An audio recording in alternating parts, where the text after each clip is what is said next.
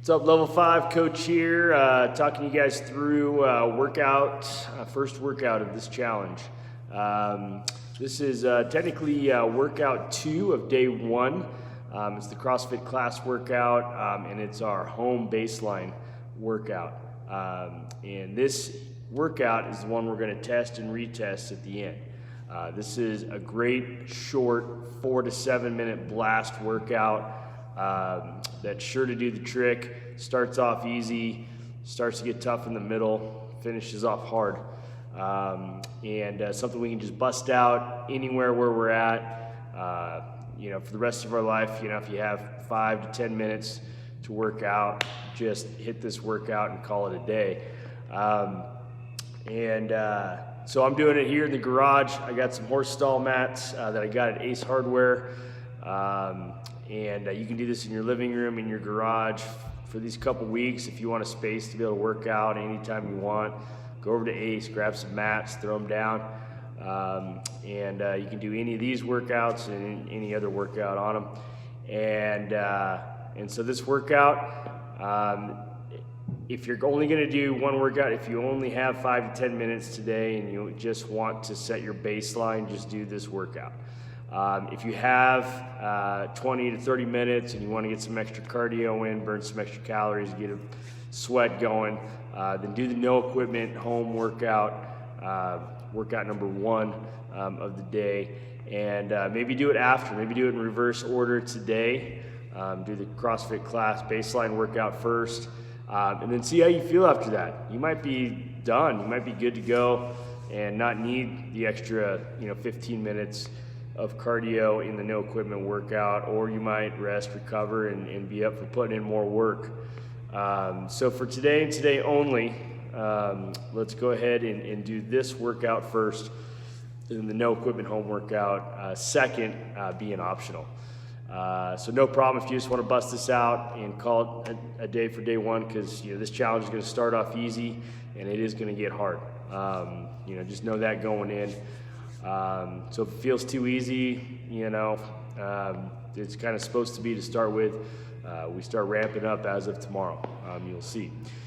So with no further ado, we're going to do 150 jumping jacks, 40 air squats, 30 sit-ups, 20 push-ups, 10 burpees, and see how fast we can get it done. I'm going to go ahead and demo, go over some modifications, substitutions, so we all know what we're doing.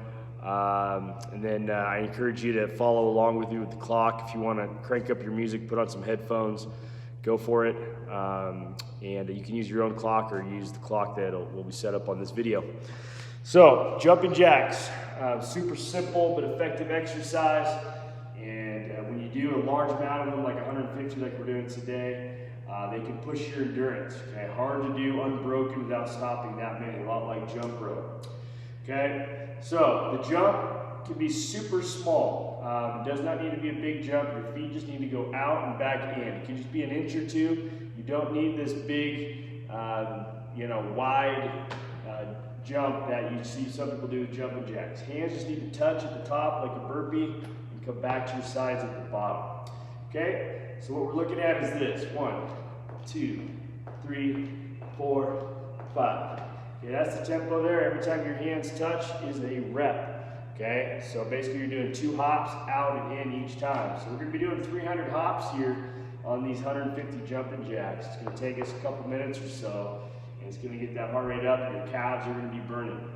Okay, as soon as we are done with those, we're going to hit our 40 air squats.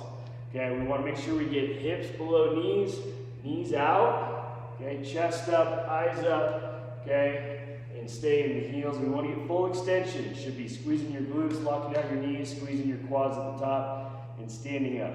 I see a lot of people in the gym doing squats when they're touching the ground, or they're straightening their legs, but they're staying bent over. Not only is it not full range of motion and full extension, it's bad for your back. So we want to keep our eyes straight ahead as we're doing these movements.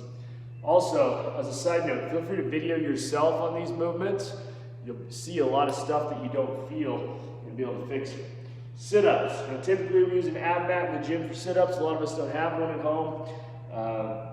And so you don't need one. It's not required. It is something that's nice to have, but not a must-have. So it's a luxury, not a necessity. If you want some lower back support, feel free to grab a towel, a sweatshirt to roll up, a blanket underneath your low back if you'd like, okay? Otherwise, on these sit-ups, we're gonna be going butterfly, still, feet together, knees out. We're gonna touch the ground overhead, touch the toes. Again, in the gym, I see a lot of people not reaching for the floor. It's okay if you don't touch the floor, if your shoulders don't allow, but we want our head to touch the floor if your hands are not. That makes sure we're coming all the way down. And we want to be touching our toes here. This is a challenging movement for me.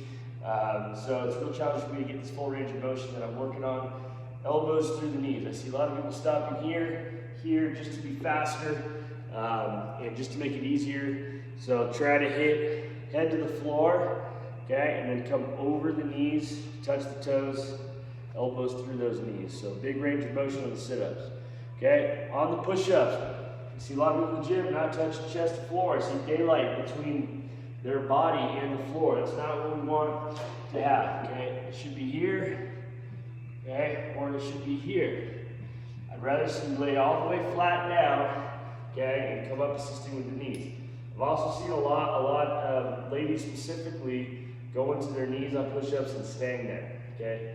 Not ideal, okay? It's not going to develop that full range, okay? So don't stop here, just finish here, okay? There's no reason why we can't come up to a plank at the top of each push-up. So chest to floor, up to the toes each time. No knee push-ups, okay? No daylight between the floor and your chest.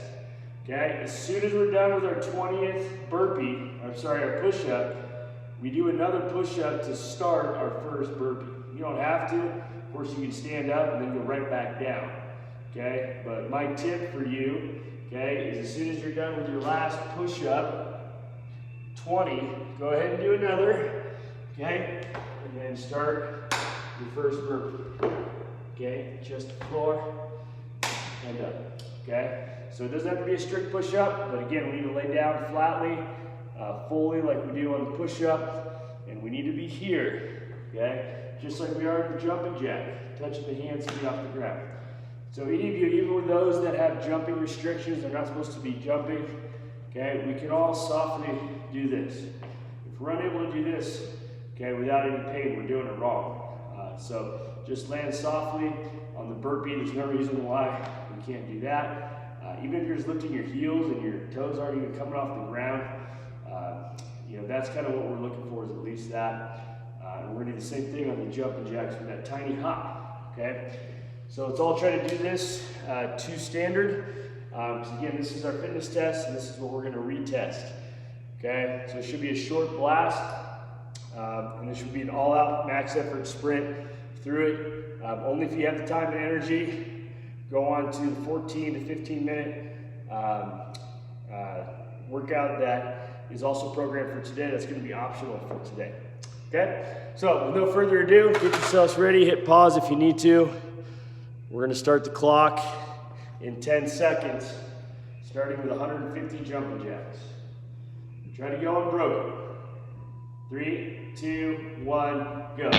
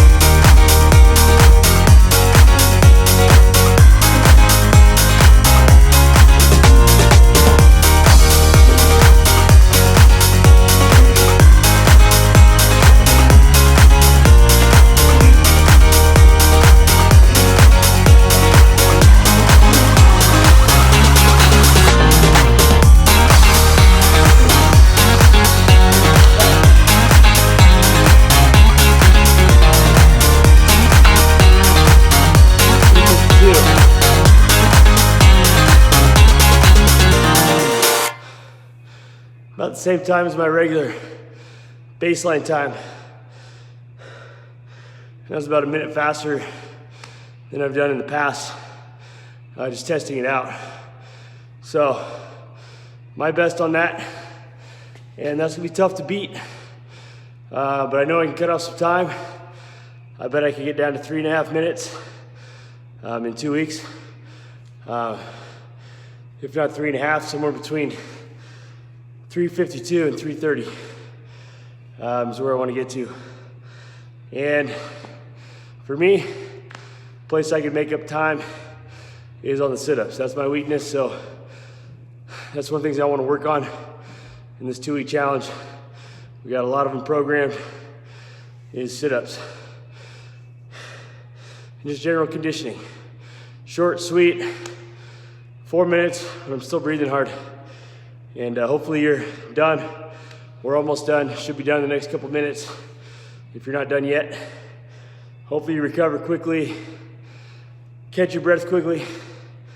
That's a sign of good fitness level. So if you can get your heart rate back down quickly within a couple minutes of being done with your workout.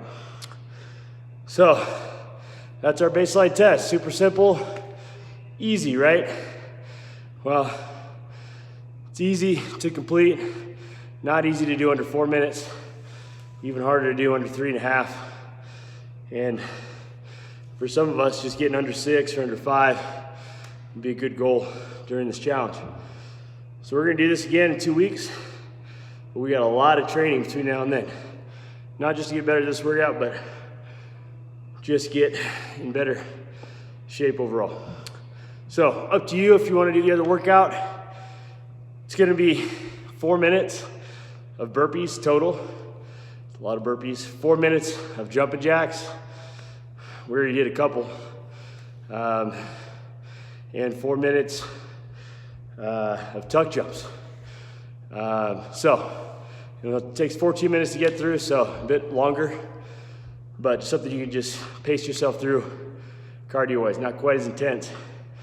But catch your breath, recover. If you're ready, go on to that second workout. Otherwise, we're gonna see you tomorrow. Feel free to log your time in the app, and I'll be checking it out. Let me know how you did.